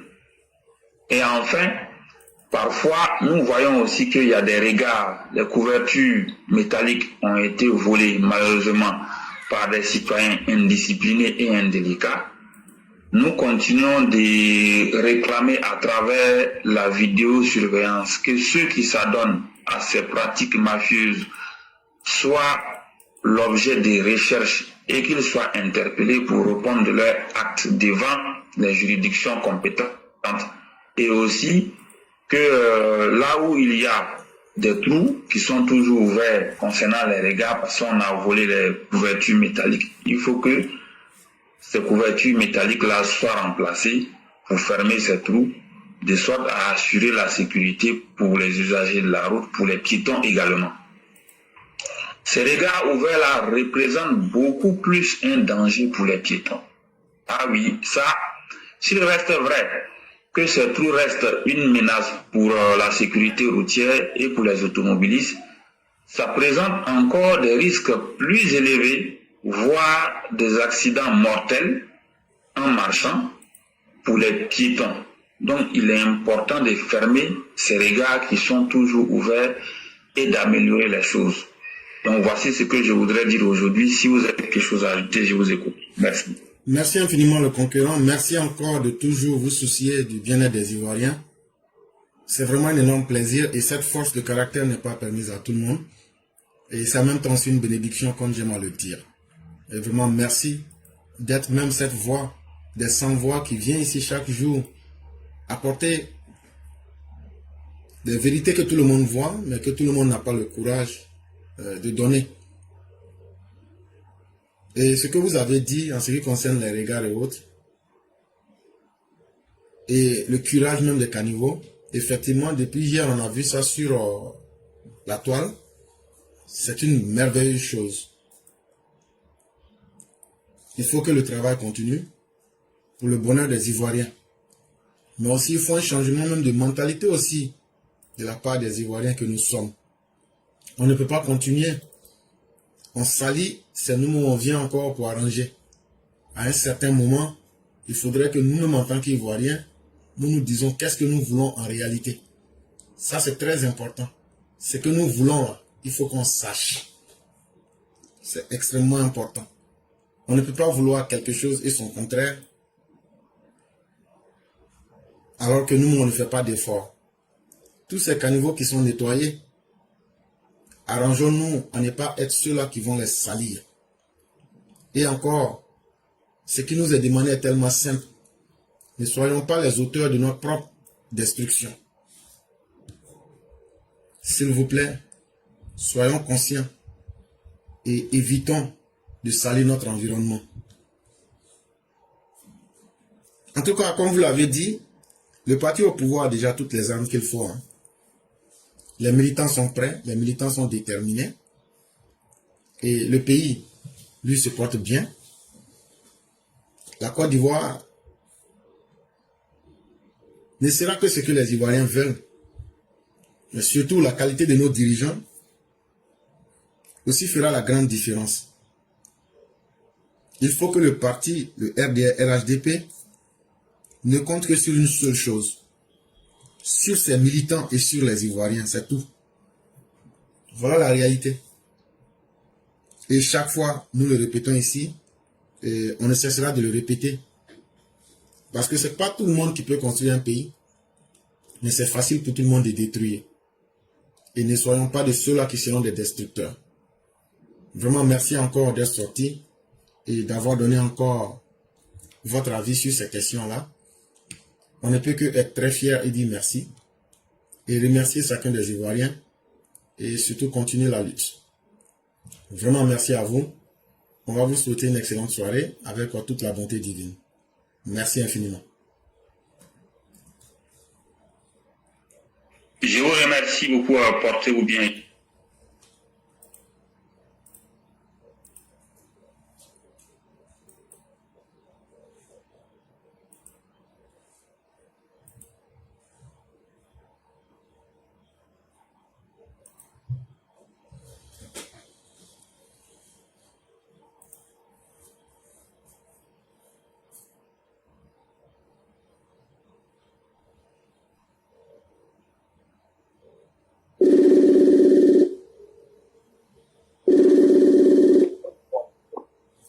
Allô?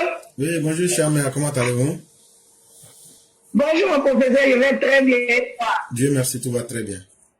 On va dire une élève qui tutoie toujours son professeur. Non, il n'y a pas de Ça problème. arrive, quand le professeur te traite bien, là, souvent il devient ta famille, non? Donc c'est quoi ça est? Donc moi, je l'appelle professeur, mais c'est ma famille, c'est mon frère. Voilà pourquoi je le tutoie. Il n'y a pas de problème, cher Méa. Et c'est avec beaucoup de plaisir, d'ailleurs. C'est avec beaucoup Et de puis chez plaisir. nous au campement là, voilà, nous on aime ça. Quand nous là, quand on est proche de quelqu'un, c'est ça nous on aime au campement. Quand tu es trop loin de nous là, comme les chakadjans comme ça là, qui nous intéressent pas. Effectivement. Bonjour professeur, bonjour à tous bonjour à tous ceux qui nous suivent. J'espère qu'on va tous bien par la grâce de Dieu. Effectivement. Ok. Donc professeur, moi je vais parler de chaque dia là même là. Pourquoi les gens, il y a des gens même qui aiment dire, qui disent souvent que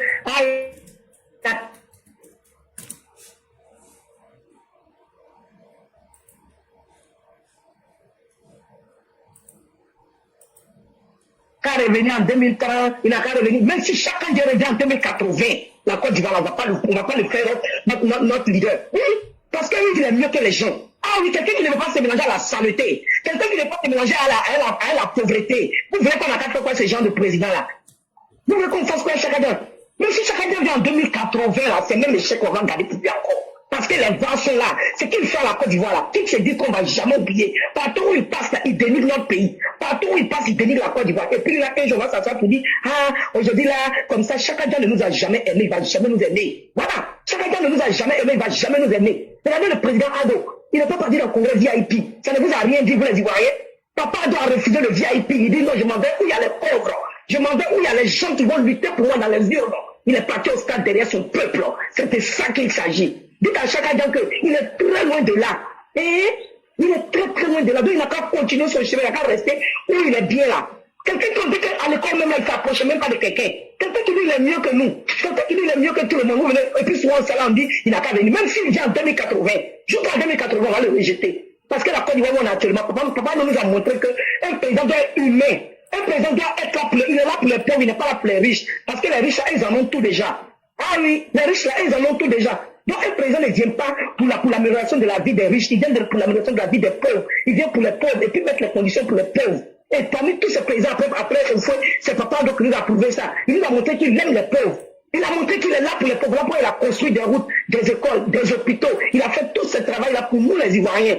Ce n'est pas pour lui, ni pour ses enfants. Il a fait pour nous. Parce que lui, ses enfants ont déjà tout. Ses enfants ont déjà tout vu. Mais il a fait ça pour la population pauvre de la Côte d'Ivoire. Donc c'est de ça qu'il s'agit. Chacun dit, même si tu viens en 2080 et tu dis encore, on va te rejeter. Oui, parce que tu nous as jamais, mais d'ailleurs tu dis que nous les femmes, on doit être stériles. On doit arrêter de faire les enfants. On doit arrêter de faire les enfants. Mais on va encore les jeter pour être dans le WC. Tu n'as pas besoin d'un homme comme ça. Dieu dit multipliez-vous. Dieu nous a dit de peupler le monde. Il nous a pas dit d'arrêter de peupler le monde. Si Dieu ne veut pas qu'on peuple le monde, il va nous arrêter de faire des enfants. Mais quelqu'un qui se lève pour dire qu'il faut diminuer, il faut arrêter de faire les enfants, c'est parce qu'il n'aime pas Dieu lui-même. C'est Dieu qui est le créateur. C'est Dieu qui permet à toute personne d'avoir un enfant. Si Dieu dit que tu n'as pas fait d'enfant, tu n'en feras pas quelque chose, c'est que tu feras. Mais si Dieu dit que tu vas en faire, tu vas en faire. Quelqu'un comme ça, c'est ça, vous voulez qu'un jour on n'a qu'à se tromper pour dire qu'il n'a pas... Non, vous n'avez pas dit que vous les Ivoiriens, vous n'aimez pas la paix. Continuez à dire qu'il n'a qu'à venir il y a des années pour nous se présenter. Continuez à appeler Dieu. Continuez à provoquer Dieu. Vous allez voir, vous nous encore. Ce que nous a raté dans le pays là encore de 2020, de 2000 à 2010, à 2011. Vous voulez encore non? Appelez-le, il n'a qu'à venir. Pareil pour lui-même, là, sera plus grave. Donc, je vais m'arrêter là pour ne pas empiéter sur ton temps. Que Dieu te protège, que Dieu protège tous ceux qui sont pour le cœur, pour la Côte d'Ivoire, pour la paix de la Côte d'Ivoire, la sécurité. Tous ceux qui aiment Papa Ado, que Dieu vous protège. Tous ceux qui nous donnent la paix et la sécurité qui sont nos forces de l'ordre, que Dieu continue de vous protéger et de vous multiplier avec ses anges. Et merci à tous ceux qui participent à la paix et à la sécurité de la Côte d'Ivoire. Et nous les Ivoiriens, nous sommes des citoyens lambda, mais nous sommes des forces de l'ordre aussi. Même les Américains disent, see something, say something. Ça veut dire, si tu vois quelque chose qui n'est pas bien, comme l'éclaireur vous a dit hier, il faut dénoncer. Parce que nous aussi, nous sommes des forces de l'ordre. On n'a pas besoin de porter de pays pour être force de l'ordre. Nous sommes tous des forces de l'ordre. On doit protéger le pays là. Le pays là que Dieu nous a donné aujourd'hui en paix. On doit chercher à protéger et aider Papa Ado à nous donner toujours de ce qu'il en sait. Donc vraiment, merci l'éclaireur. Je m'arrête là. Que Dieu protège tous les EPV. Et toi-même l'éclaireur, que Dieu ait toujours sa main sur toi. Merci, je m'arrête là. Merci beaucoup, chère mère. Merci encore de ces belles prières. Et que Dieu nous protège tous. Et à chacun qu'il accorde sa grâce et sa clémence. Et comme j'aime à le dire, ayons confiance en la Côte d'Ivoire. Parce que partout où les humains sont, vous en aurez des bons comme des moins bons, ou même des pas du tout bons. Mais la seule chose qui demeure une réalité, c'est que nous soyons cohérents dans ce que nous faisons et que nous puissions rester sur la bonne voie. En tout cas, pour ce que nous savons en tant que des humains, en l'état actuel, la Côte d'Ivoire est sur la bonne voie avec le président Ouattara. Et c'est ce courage-là qui nous anime chaque jour pour venir ici donner de la voix. Et c'est ce que nous souhaitons pour toute la Côte d'Ivoire. Que les Ivoiriens soient conscients de la chance qu'ils ont aujourd'hui et qu'ils puissent ne pas se comparer aux autres. Parce qu'aujourd'hui, là où le monde se trouve aujourd'hui, la médiocrité est devenue une valeur. Vous voyez aujourd'hui, c'est la médiocrité qui est célébrée. Mais alors que les bonnes valeurs sont rares. Et donc, tous ceux qui sont conscients d'eux-mêmes, ne troquez pas votre vie, ne troquez pas votre dignité contre ce qui ne va rien vous apporter. Aujourd'hui, là, on peut tout perdre, mais si on perd la Côte d'Ivoire, on a tout perdu pour nous-mêmes, mais surtout, quelle réponse allons-nous donner aux générations à venir? Pour dire qu'on s'est trompé? Non. Si nos pères ne se sont pas trompés, nos grands-parents ne se sont pas trompés, c'est pas nous, on va se tromper. Ne nous offrons pas cette chance de la honte. Le poids de l'histoire est un poids qui est assez lourd. Il faut simplement jouer sa partition. Il faut simplement jouer son rôle et laisser l'avenir décider du reste. Vraiment, merci à vous-même, chère mère. Que Dieu accepte toutes les bénédictions et qu'il nous accorde sa grâce. Je vous souhaite aussi une excellente soirée. Bien des choses à vous ainsi qu'à toute la famille. Vraiment, merci beaucoup.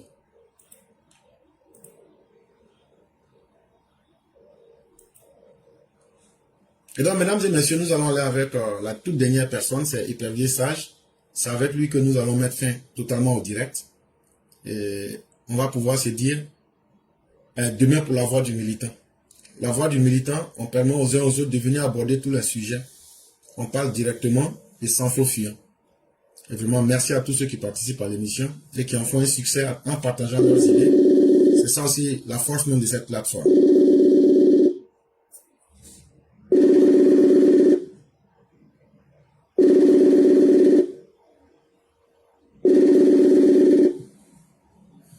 Allô? Bonsoir, monsieur Claire. Bonsoir, le grand maître, comment allez-vous? Ouais, je vais très bien. Dieu merci. Et la famille? Ouais, très bien, vous-même? Dieu merci, tout va pour le mieux. Donc, on va vous laisser votre temps de parole. Ah, ok. Toujours un plaisir pour nous de vous écouter.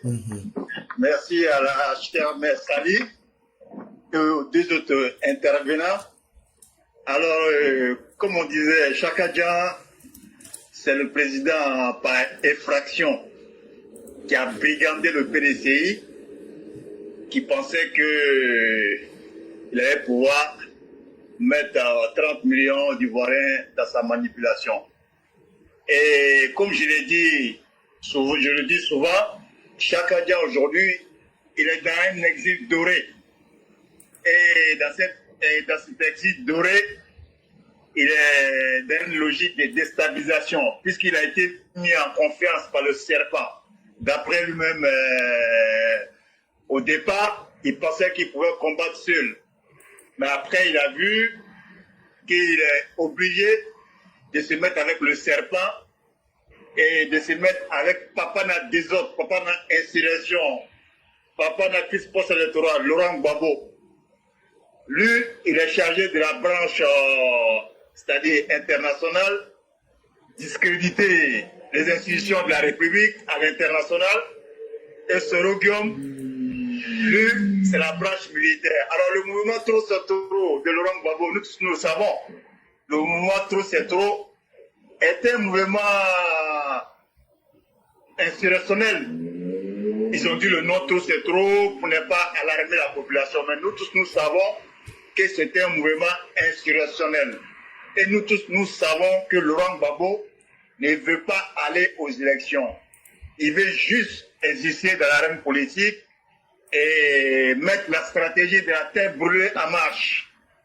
Vous vous souvenez, en 2010, quand il ne voulait pas quitter le pouvoir, sa stratégie c'était quoi? Quand il y avait une pression extérieure, diplomatique sur lui, sa stratégie c'était la stratégie de la terre brûlée. Aller tuer l'imam de William Civil pour que les musulmans aient tué aussi un prêtre.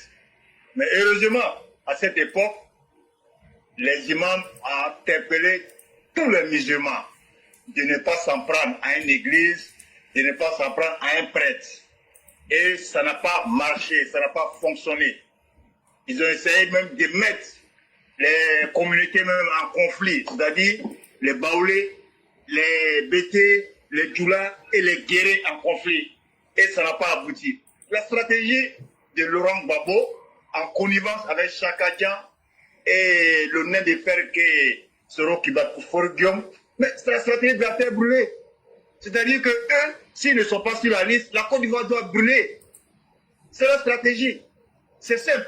Mais plus que le gouvernement a fait ça aujourd'hui, comme je le dis, les grandes oreilles de la République sont en alerte. Les renseignements journaux sont en alerte. Le système de sécurité en Côte d'Ivoire aujourd'hui a été renforcé. Donc, tous ceux qui vont essayer une voie insurrectionnelle seront arrêtés et puis seront châtiés. Maintenant, la chance pour Laurent Gbagbo, vu son âge, il sera juste en résidence surveillée. C'est tout. Et puis la Côte d'Ivoire ne va pas arrêter de fonctionner. Donc, faisons toujours confiance à notre leader, notre boussole, que le président Alassane Ouattara. Nous ne serons pas déçus. Il ne nous a jamais déçus. C'est vrai qu'on revient de loin. Souvent, on est dans l'émotion. On veut agir en même temps. Si ça tenait qu'à certains militants, Laurent Gbagbo serait arrêté. Si ça tenait qu'à moi-même, aujourd'hui, Damara Pika serait arrêté. Mais notre leader, il fonctionne dans la logique normale avec des faits. Quiconque essaiera de déstabiliser son pouvoir sera arrêté. Donc, encore une fois, M. Claret, je ne vais pas être là aujourd'hui, comme je le dis souvent, quand vous intervenez, vous dites presque tout. Nous, on vient juste ajouter notre grain de sel. Merci encore, M. Claret, d'éclairer la lanterne des uns et des autres. Je vais terminer sur la CEI. Vous-même, regardez, un parti sérieux qui se dit le PPACI, qui a boycotté même, qui a dit même à ses militants de sortir de la CEI. Ils ont discrédité même la CEI. Ils disent qu'ils ne font plus partie de la CEI. Et après, pour la formation, l'opération de formation des collecteurs et des coordinateurs, des candidats, ils ont ramené Dano Djedje là-bas. Est-ce qu'un parti sérieux peut fonctionner comme ça? C'est-à-dire d'incohérence en incohérence. C'est-à-dire les jours pairs, ils sont pour, les jours impairs, ils ne sont pas pour. Quand ça les arrange, c'est bon. C'est-à-dire qu'ils s'opposent à tout. Rien que pour discréditer la CEI. Et à chaque élection, même avant même de commencer, en 1995, Laurent Gbagbo, l'élection n'a même pas encore commencé. Il a commencé à discréditer l'organe qui devait organiser les élections, qui était le ministère de l'Intérieur. Il dit, nous voulons des élections prêtes. Nous ne voulons pas des élections truquées d'avance. C'est-à-dire que lui, déjà, il crie déjà aux fraudes et après, installer la chienlit. Donc, Laurent Gbagbo ne sera pas sur la liste électorale. Tidjane Thiam ne sera pas sur la liste électorale. Soro Guillaume ne sera pas sur la liste électorale. Thiam ne sera pas sur la liste électorale. Ils ne seront pas sur la liste. Et la Côte d'Ivoire va fonctionner. Donc, point barre. encore une fois, merci, M. Clerc, d'éclairer la lanterne des uns et des autres. Et encore une fois, que Dieu bénisse la Côte d'Ivoire. Merci infiniment, épervier sage. Merci encore de tous ces sages conseils et merci d'avoir clairement émis les idées.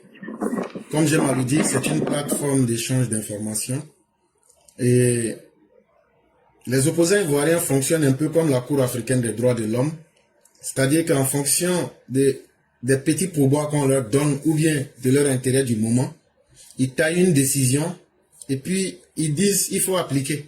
Si tu appliques, les conséquences, c'est toi qui vas les assumer. Je prends un exemple. Quand ils ont dit, en 2020, là, qu'il faut mettre le nom de Gbagbo avec les brigands là, sur la liste électorale. Si la Côte d'Ivoire vient mis les noms de ces brigands là, aujourd'hui la Côte d'Ivoire, en ce moment, je vous parle, serait en train de brûler. Mais quand l'État de la Côte d'Ivoire ne s'est pas exécuté et qu'en avril 2020, l'État de Côte d'Ivoire est sorti de la Cour africaine des droits de l'homme, pratiquement 5 ans après, la même Cour africaine des droits de l'homme, sans aucune pression, sans la participation de l'État ivoirien, dit le contraire de ce qu'elle avait dit. Bon, maintenant, si on avait appliqué ce que vous aviez dit en 2020, là, et puis les Gbagbo étaient sur la liste électorale, et puis le pays brûlait là, c'est qui perdait? C'est la Cour africaine, c'est la Côte d'Ivoire qui perdait. C'est de cette même manière que les opposants fonctionnent. Eux-mêmes, ce qu'ils disent là, ils savent que ce n'est pas possible. Parce que pour quand tu veux demander quelque chose là, on demande ce que toi-même là tu peux donner. Quand toi tu vas demander quelque chose à quelqu'un, est-ce que toi-même là, tu es prêt à donner cette même chose à quelqu'un d'autre? On ne peut donner que ce qu'on peut donner. Et quand tu vois quelqu'un venir demander quelque chose que lui-même ne peut pas accepter de faire, c'est que la personne te prend pour un idiot. Et les gens pensent qu'à force de crier là, que c'est ça qui va nous effrayer. Les vrais garçons là, ils ne crient pas. Eux, ils font rébellion. Les vrais garçons là, eux, ils crient pas. Eux, ils font rébellion. Les vrais garçons là, eux, ils font 19 septembre 2002. C'est là où on dit on vous attend aussi. Sinon, c'est pas crier là. Aïe, quelqu'un qui a fait 19 septembre, quelqu'un qui a fait rébellion, quelqu'un qui a volé son pouvoir, il allait t'écrire comme fruit pourri. Toi, tu vas crier là, ça va aller au devant lui. Si vous êtes garçon là, allez faire votre 19 septembre 2002. Allez aussi faire votre rébellion. Et puis maintenant, venez gagner et puis venez le cueillir aussi.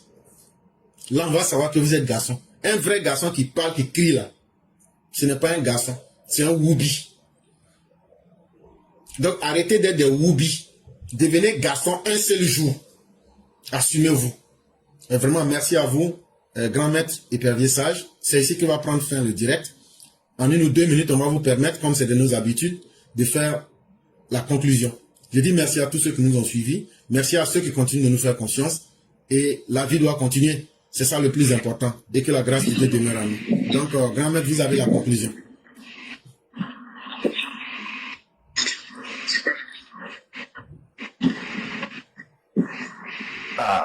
Alors, merci encore, M. Clerc, d'éclairer la lanterne des uns et des autres.